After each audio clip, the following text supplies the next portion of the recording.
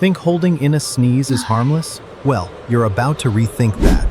A sneeze can shoot air across your body at high pressure. Stop it, and that pressure goes somewhere else. Experts warn, you could rupture blood vessels in your eyes, damage your eardrums, even risk injuries to your throat or brain in rare cases. Those injuries may be rare, but they're real, and no one wants a burst eardrum, or worse. Bottom line, just let it out. Better safe than sorry. Let that sneeze fly.